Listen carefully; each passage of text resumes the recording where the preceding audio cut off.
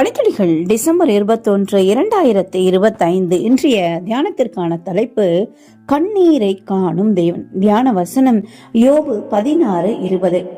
என் சிநேகிதர் என்னை பரியாசம் பண்ணுகிறார்கள், என் கண் தேவனை நோக்கி கண்ணீர் சொரிகிறது. கண்ணீர் விடும் கண்களுக்கு மட்டுமே, அதாவது அழுகின்ற கண்களுக்கு மட்டுமே கண்ணீரின் வேதனையை புரிந்து கொள்ள முடியும். தேவகுமாரனாக நம்மையெல்லாம் பாவத்தில் இருந்து மீட்பதற்காக இந்த உலகத்திற்கு வந்த இயேசு கிறிஸ்துவே தன் ஒரே சகோதரனை இழந்து கண்ணீரோடு நின்ற சகோதரிகளாகிய மரியாளுக்கும் மார்த்தாளுக்கும் மற்றும் அவருடைய இனத்தவர்களை பார்த்து கண்ணீர் விட்டார் என்று லாசரு மரித்த போது நடந்த சம்பவத்தை குறித்து யோவான் 11:35 வாசிக்கிறோம். கீழ்ப்படிவின்றி பாவ ஜீவியத்தை நாடும் பிள்ளைகளை குறித்து பெற்றோர்கள் கண்ணீர் விடுறாங்க.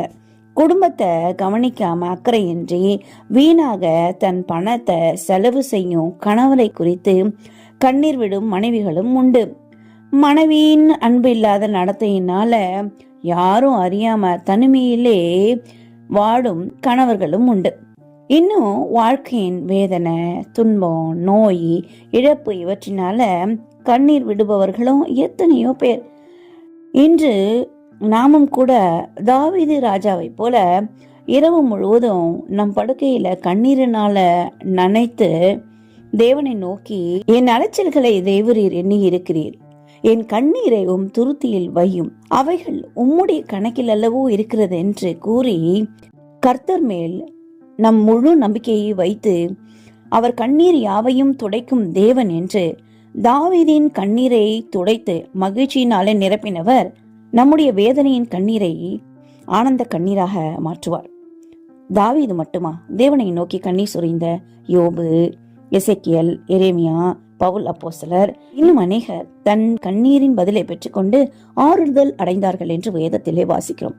அவர்களோடு கூட நீங்களும் இன்று கண்ணீரோடு கர்த்தரை நோக்கி கூப்பிடுகின்றீர்களா?